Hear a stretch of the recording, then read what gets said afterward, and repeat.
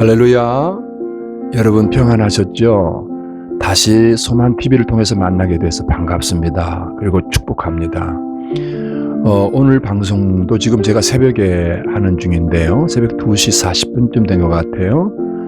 비가 엄청나게 내립니다. 장마 속에서도 여러분 개인과 가정에 하나님이 주시는 평안함이 함께 하시기를 예수님 이름으로 축복합니다. 저는 오늘 이번 주일 말씀을 좀 요약해서 함께 다시 은혜를 나누고자 합니다. 영혼의 질문 2가지라는 제목으로 이번 주일에 우리 교회에서 함께 나눴던 말씀인 것입니다. 사람에게는 그 원초적으로 가지고 있는 질문이 있어요.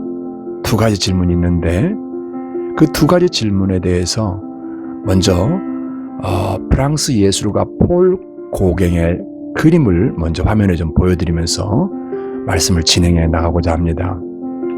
이 사람은 1897년 12월 말 그의 인생의 절망적인 상황에서 자살을 심각하게 고려하게 됐다고 합니다. 그 즈음에 마지막 유언을 그림으로 그려야겠다 생각을 하고 그린 그림인데요. 이 길이가 무려 4.2m가 넘습니다. 그 그림은 에덴의 낙원을 그린 것인데요. 거기에 보면 기묘합니다. 약간 기괴하게 느껴질 정도로 에덴 동산의 느낌은 있고요. 거기에 또 부처, 불교의 상징도 있고요. 여러 다양한 사람들이 각각의 모습으로 표정으로 앉아있는 모습들이 보입니다. 이렇게 어떻게 기괴한 그림을 그리게 됐을까? 또 이것이 무슨 뜻일까? 제가 작가의 마음은 잘 정확하게 알 수가 없겠지만 이 그림을 보면서 이런 생각을 했습니다. 이 사람의 삶이 얼마나 방황하고 살았는지에 대한 표현이라고 봅니다. 실제로 이분은 많은 시간 방황하며 문란한 사생활을 살다가 결국은 심장마비로 사망했다고 알려져 있습니다. 그리고 그러한 자신의 감정 상태를 그림의 왼쪽 윗부분 상단에다가 글씨로 이렇게 썼습니다. Where do we come from? 우리는 어디에서 왔습니까? 이게 이 작품의 제목이 되고 있습니다. 그 다음에 Where are we going? 그랬어요. 우리는 어디로 가고 있습니까?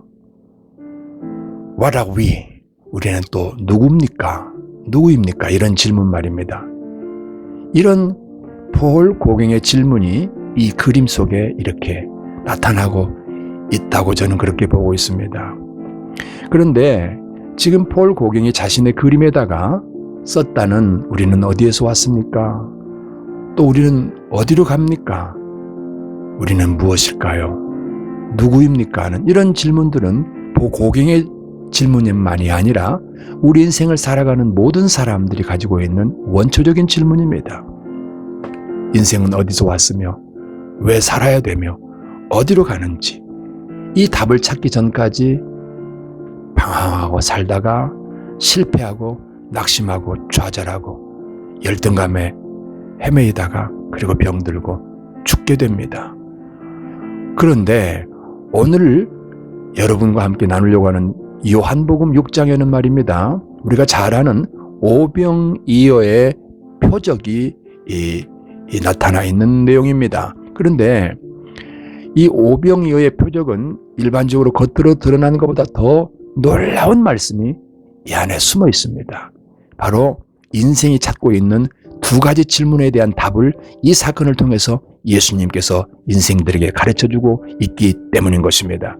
바로 그러한 메시지가 오병이어의 표적이에요. 그러면 지금 시작해 볼까요? 첫 번째 질문이 바로 뭡니까 하면은요, 인생 속에 있는 원초적 질문 첫 번째 말입니다. 누가 또는 누구로 사느냐입니다. 내 인생을 누가 도와줄 수 있느냐는 겁니다. 내 인생을 누구에게 걸고 살아가야 되는가 하는 이 질문 말입니다. 그래서 첫 번째 질문은 누구로 사느냐입니다.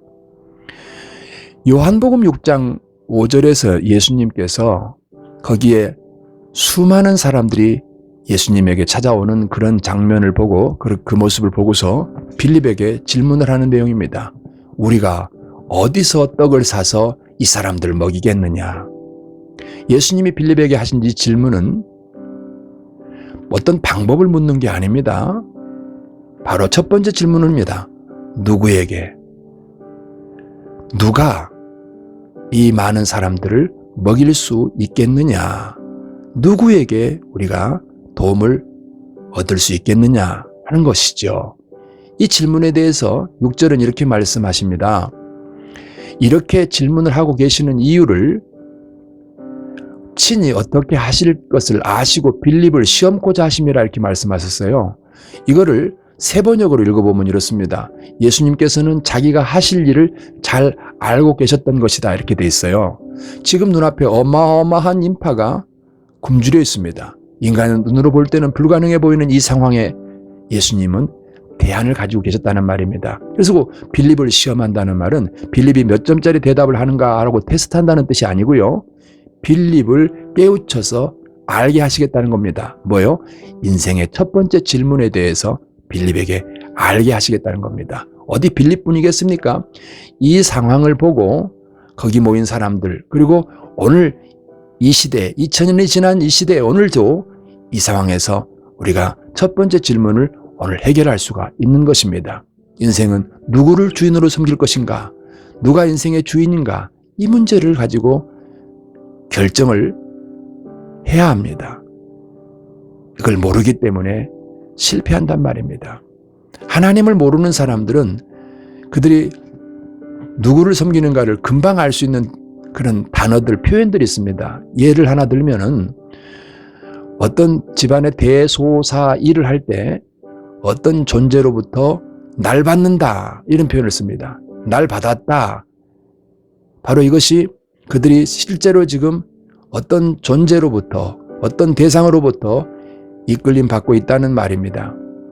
이게 누굴까요? 이것은 바로 태어날 때부터 주인되어 있는 존재입니다. 너희는 너희 아비 마귀에게서 났으니 태어나는 순간부터 하나님을 만나기 전까지 인생을 지배하는 실질적인 주인이 있습니다. 너희 아비 마귀라 그랬죠. 근데 이 마귀가 요한복음 12장 31절에는 이 세상 임금이라고 써 있습니다. 요한복음 16장 11절에서는 이 세상 임금 마귀라는 표현을 분명히 쓰십니다. 이 세상 임금이라고 하는 이러한 표현은 사람들이 의식과 생각, 행동을 총괄해서 지배합니다. 그리고 교육과 철학과 사상, 종교를 가지고 인생을 낚아 멸망하게 만드는 존재입니다.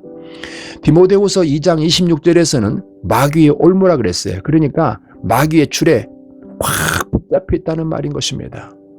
에베소 2장 2절에서는요, 공중의 권세를 잡고 있다는 겁니다. 공중의 공중 권세라는 게 뭐예요? 이 세상에 하나님 모르는 모든 사람들을 지배한다는 뜻입니다. 그리고 이 사악한 귀신이 가지고 있는 가장 강력한 권력이 바로 사망입니다. 로마서 5장 21절에서는 이 법을 사망의 권세라고까지 표현합니다. 그리고 죽어서 영원한 지옥으로 인도합니다. 죽을 때까지 풀려날 수 없습니다. 그리고 내가 죽으면 내 후손에게로 가족에게로 이 사악한 귀신은 전이되어 자리를 옮겨 앉습니다. 그리고 이러한 상황에서 우리가 조심할 것이 또 하나 있는데요. 십계명에 나와 있는 대로 집안에 하나님이 가증해 보시는 물건을 두지 말아야 됩니다. 가져다가 두지 말아야 됩니다. 십계명을 먼저 볼까요? 너를 위해서 새긴 우상을 만들지도 말고 또 하늘에 있는 것이나 아래로 땅에 있는 것이나 땅 아래 물속에 있는 것에 아무 형상이든지 만들지 말며 그들에게 절하지 말며 그것들을 섬기지 마라 이렇게 말씀하십니다. 이런 것들이 어떻게 우리 집안에 들어올 수 있습니까? 바로 여행지에서 가장 아주 무식 쪽에 큰 개념 없이 기념품 살 때 있잖아요. 동남아를 여행하든 또는 유럽을 여행하든 말입니다. 가까운 일본을 한번 예를 들어보겠습니다. 일본에 다녀오신 분 많이 계시죠? 기념품 사보셨죠? 성도가 특별히 마음속에 분명한 복음적 개념을 가지고 있지 아니하면 바로 쏙습니다. 어떻게 쏘가요? 기념품 샵에 가서 이쁘장한 것들을 사잖아요. 다 그거 우상입니다. 그 지역에 샤머니즘을 그렇게 상품화해 놓은 것들이란 말입니다. 하나님이 십계명에서 금하신 형상들을 다 가지고 있습니다. 신명기 7장 26절에서는요. 가증한 것을 네 집에 들이지 말라는 말씀이 있습니다. 바로 이런 것들을 가져다가 선물이기 때문에 또는 돈 주고 사왔기 때문에 기념이라 그러면서 집안에 곳곳에다가 저장해 놓고 있습니다. 좋은 자리에 앉혀 놓고 있습니다. 여기 다 자기도 모르는 사이에 귀신과 연결되어지는 통로가 될 수 있다는 거 꼭 기억하시기 바랍니다. 자기도 모르는 사이에 누구로부터 여기에 매여 있어요. 여기에 의식을 하고 사는 것입니다. 일종의 부적이 되기 시작하는 것입니다. 야곱의 아내들 중에 레아, 라헬, 빌하, 실바가 있었잖아요. 라헬이 가장 먼저 죽었습니다. 이 라헬이 어떤 짓을 했는지 여러분 야곱이 외삼촌 라반의 집에서 고향으로 돌아올 때 라헬이 그 아버지의 그라빔을 훔쳐나왔습니다. 아버지가 그것이 없어진 줄 알고 화가 나서 쫓아오죠. 사람들을 수색을 합니다. 딸한테 옵니다. 너 일어나 봐라 그럽니다. 그때 이 라헬은 바로 엉덩이 밑에 이 부적을 아버지가 섬겼던 이 우상 형상을 깔고 앉았어요. 그리고 이게 속입니다. 아버지 제가 지금 병수가 나서 일어설 수 없습니다. 그랬더니 알았다고 돌아서 갑니다. 결국은 라헬이 이걸 가지고 야곱의 집안에 드리게 되는 것이죠. 이 작은 행동들이 집안에 큰 문제를 일으키게 됩니다. 두 번째 질문으로 가보겠습니다. 두 번째 질문은 어디에서입니다. 인생의 도움은 어디서 올까요? 예수님의 질문에 대해서 제자들이 반응부터 좀 들어보겠습니다. 7절에 빌립이 대답을 합니다. 이 사람들에게 조금씩 먹게 할지라도 200데나리온의 떡이 부족할 것 같습니다. 그리고 8절에 가니까 베드로의 형제죠. 안드레가 이렇게 얘기합니다. 여기 어떤 아이가 보리떡 5개와 물고기 2마리를 가지고 있습니다. 이걸로 뭘 하겠습니까? 뭔 얘기입니까? 그들은 안 되는 걸 보았습니다. 할 수 없는 걸 보았습니다. 못하는 걸 봤어요. 자, 그래서 예수님께서 이 상황을 통해서 두 번째 질문을 해결하시려고 하십니다. 어디에서 인생은 도움을 받는지를 가르쳐 줍니다. 우리의 도움이 어디서 오는지를 가르쳐 주시려고자 지금 일하십니다. 10절에 보니까요. 예수께서 이르시되 이 사람들로 앉게 하라 하시니 그곳에 잔디가 많아서 앉습니다. 약 장정만 5,000명 이상 됐다고 그러죠. 그런데 어떤 일이 벌어졌습니까? 11절에 보니까 축사하신 후에 앉아있는 자들에게 나눠주시니 그들의 원대로 먹었대요. 무슨 뜻이에요? 배부르게 더 이상 먹고 싶지 않을 만큼 먹었다는 것입니다. 그러고 나니까 남은 12바구니에 남은 게 남았어요. 자, 여러분 아시겠습니까? 인생의 도움은 어디서 옵니까? 사람의 계산으로 오는 게 아닙니다. 사람의 방법으로 오는 게 아닙니다. 어디서 오는 거예요? 바로 하나님으로부터 오는 것입니다. 그리고 하늘에서 오는 것입니다. 이러한 인생의 근본적인 질문을 깨우쳐서 알게 해주시고자 이 사건을 통해서 오늘 말씀하시는 것입니다. 이 흔적을 여러분의 뼛속에다가 영혼에 각인시킬 수 있기를 바랍니다. 자, 그러면 첫 번째 질문과 두 번째 질문의 답이 뭘까요? 한번 결론 냅시다. 첫 번째 질문 우선 뭐였습니까? 누구로 사는가? 인생은 누구로 사는가입니다. 누구에게 의지하는가? 누구를 따르는가입니다. 두 번째 질문은 내 도움이 어디서 오는가입니다. 인생은 어디에서 도움을 받을 수 있을까요? 이 두 가지 질문에 대해서 요한복음에서는 분명하게 답을 주십니다. 6장 32절 33절을 우리가 읽겠습니다. 예수께서 이르시되 내가 진실로 진실로 너희에게 이르노니 모세가 너희에게 하늘로부터 떡을 준 것이 아니라 내 아버지께서 너희에게 하늘로부터 참 떡을 주시나니. 여기 나왔잖아요. 누구로부터 산다고요? 내 아버지께서. 인생의 도움은 하나님이 주십니다. 인생의 도움은 어디서 올까요? 하나님으로부터 옵니다. 또 하나, 인생은 어디에서 도움이 온다고요? 하늘에서 내려온답니다. 하늘에서. 자, 하나님께서 하늘에서 우리 인생을 돌보십니다. 지키십니다. 공급하십니다. 인도하십니다. 그래서 시편 121편 1절 이하에서는 내가 눈을 들어 산을 본다. 나의 도움이 어디서 올까? 나의 도움은 하늘과 땅을 지으신 하나님에게서 온다. 이렇습니다. 여러분 결론 내셨습니까? 이 질문의 답을 지금 확정하시기 바랍니다. 그리고 이것을 모르는 사람들에게 전해주는 한 주, 또 한 달을 사시기를 예수님의 이름으로 축복합니다. 이것이 가장 잘 사는 것입니다. 감사합니다. 보좌 앞에 엎드려 면류관이 드리리 내 영혼의 사랑 영원히 주 섬기리 예수님 오셔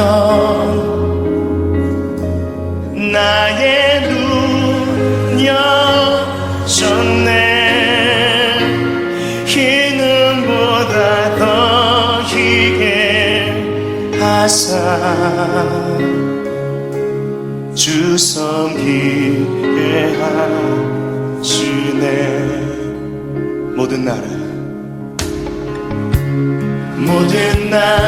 족속들 모든 사랑들이